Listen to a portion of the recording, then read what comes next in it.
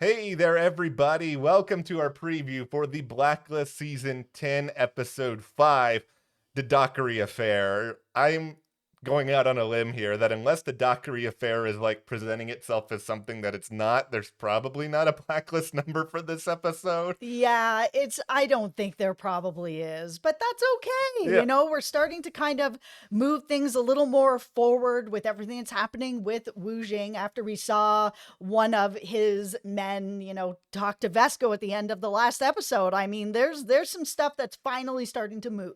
Yeah, I'm excited that we're actually kind of rolling in some sort of interesting direction now because we have another person close to Reddington. Will they flip? Will they not flip? What's going to happen there? There's also presumably a new mystery that's coming in this episode. We'll kind of dive into that as well. But, before we dive any further here, go ahead and share this video around to everyone in the Blacklist world. We love to have lively discussions with you guys. There's been a lot of fun comments and theories, especially after the 200th episode. Seems like there's a lot of opinions about that episode out there. Yeah, that was really divided. Even here it was divided, I loved that episode, and Matt, you were like, it was all right for 200. Yeah, I liked it. I just wanted something a little bit more. I'm greedy. What can I say? Also, be sure to hit that subscribe button, hit the like button, and follow us over on our Instagram, Matt and Jess TV. Okay, let's start here. I think with the mystery that's new, because this is something that's sort of like I'm having a hard time sort of wrapping my head around it, and I don't think the promo for this episode really gave much away. Yeah, they're venturing back into familiar territory, which is showing old clips again. Yeah, all they did was show old clips. However, I will say this. Yeah. I think your tinfoil hat theory that Reddington is not making it out of this season alive, which, I agree. I actually think he's going to end up dead. Protecting Agnes. I think it's going to be something connected to her so that the show is sort of full circle, but he's been talking about it a lot this season, and this promo sort of bookends that feeling for him where things are done for him. He's kind of ready to move into that sort of next phase of not life. And I think you're going to have a W at the end of the season, which is not a W in real, for any of us. Because I don't think any of us really want to see this show end with no more Reddington. We all want to see him on an island somewhere living on a pile of money with lots of friends, right? Yeah. That's what we want to see. But this show is really dark. I don't know that they're going to give him a happy ending. I think it's not a happy show. It's not, and it's weird because there are these happy moments, but there's always this dark undercurrent. And I think if Reddington does die, it's gonna be in a way that is under his own terms. And I think that's kind of the road we're being sort of set out on, where he's kind of got this, live like we're dying mantra that he's just sort of repeating, where it's like, okay, I get where you are at this point, Reddington. You've done everything that you seem to think that you could have possibly done. Maybe stopping Wujing is like going to be your last dance. Maybe that's going to be what happens. Yeah, maybe. I mean, is there also a little undercurrent of fear? I mean, it really is Reddington versus an entire blacklist of people. Like, it's a huge group of people that are going to be moving towards him. And he doesn't have the network that he did, even though he is still the Skinner and he has that network. Please let that come back into play. Like, use what you can.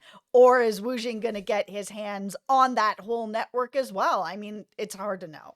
I think Reddington's covered up that Skinner tattoo at this point. I think he's totally forgotten that he had. No, I'm joking, but it's. No, I was actually having a conversation with Andrea here in the comments about that. Yeah. She has a great theory about that whole thing, that it is all going to be coming back around again, that the Skinner storyline really is going to play because he's the head of that organization now. He does have those people at his disposal. It makes perfect sense that it would come back. Please don't let them have forgotten about the storyline. No, I hope it does. I hope everything we've really seen on this show that legitimately matters does come back in some shape or form, because this is final season. We need closure. Yeah. We need nostalgia. So investigation at the heart of this episode. This is just according to the synopsis, because the promo isn't giving us much. No. This is about the murder of a judge, and it's going to shed new light on an unsolved case. And the question, of course, comes about with this is like, what is the unsolved case? Because, you know, I've tried in my head to kind of go back and look at past episodes, and I'm like, okay, what sort of past case would really matter all that much? You know, what happened to Liz has basically been solved at this point. There's no need to really further that along. Like, you know, Samar's not really a case. Like, you know, No, it's probably going to be some blacklister that got away. And there's a few of them out there. So it really does, you know, open the door of who could it be about. I hope it is a blacklist. I just hope it's somebody who we have seen and we've cared about, and this is not like a, oh, this is an unsolved case from Harold Cooper's past from like a decade and a half ago, and here comes Bill, who we don't care about at all, and Bill is just coming around and he's going to get 20 minutes of airtime. Please don't do that. Okay, so here's the rest of the synopsis. Red's relationship with a trusted colleague is put in a precarious position when his cooperation with the FBI is disclosed. And I think that that's not going to be a shocker to anybody, since that's what the whole season is really about. Wujing has the list that Marvin gave him, and he's telling everybody. So me, after what we just saw, I feel like it's Vesco. I mean, we just saw Wujing's guy come and tell him, hey, you know, here's this number, give it a call. You know, we're going to let you in on sort of the secret. And this is the secret. So is Vesco going to flip? I don't think so. Yeah, I kind of lean in your direction. Like, you had this theory about this in this past episode that he's just sort of, that this was all along planned for Reddington. And he plays the long game, and I think he fattened him up to go over, you know, hey, we're doing this adventure together. Remember the old times? Let's reminisce. Here's a pile of money. See you soon. To then get approached by this guy that, you know, even though Reddington didn't sit down and talk to Vesco, at least that we saw, maybe he did off camera, but I really hope he didn't, and that he's really taking the gamble on Vesco, that he has a good enough relationship with him that he will be, you know, staying with Reddington, and he will bring this information back to Reddington over a stranger he doesn't know. Okay, here's my tinfoil hat theory about this episode. Okay. This is a dark show. Let's all remember this before I say what I'm about to say. I could see Vesco putting himself in a position where he listens to Wujing, he sort of hears him out, he gets all this information, but he wants to try to be a double agent in a sense, where he's just sort of like, you know, I want to have my cake and eat it too. I do care about Raymond, but I want to kind of see a little bit where this goes. I think he is a criminal. But here's the thing. Wujing has a lot of eyes and ears everywhere. I think what's going to happen is I think he's going to try to do this, and I think Wujing's going to kill him. And I think Vesco's going to go in this episode, and then it's just going to be another person who Reddington doesn't have, because it doesn't feel like it, based on, you know, everything we've seen with Chen Han filming. Like, you know, neither one of us think he necessarily know that he's going to be there till the series finale. Like, for me personally, I've said this, I hope there's another big bad at the very end, but who knows? I don't. I really like Wujing, and I know that I'm on an island here with this, but I just love the actor. I think that they've made him really slick this season. We've gotten to know him better. It's just, he's an interesting guy, and I know that they probably can't keep him because he is working on other stuff. He's got Mortal Kombat 2 coming up soon for filming and all that.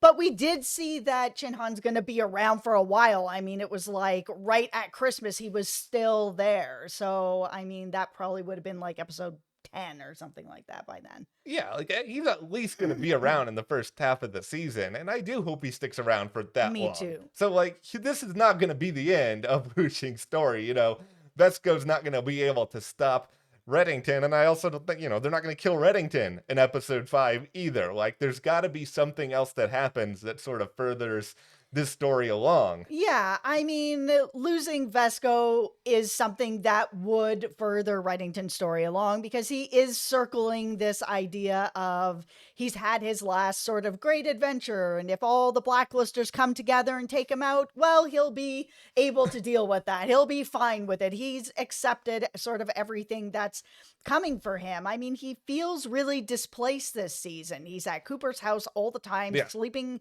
in the hallway on a bench or whatever, like he's always in the house, to the point that Harold's like, do you want me to put out a cot for you? Do you need somewhere to sleep? Like, why are you always here, kind of thing. And I think he's really trying to connect his last sort of bit of time that he thinks he has with the people that he cares about. And, I guess we'll sort of see how it plays out.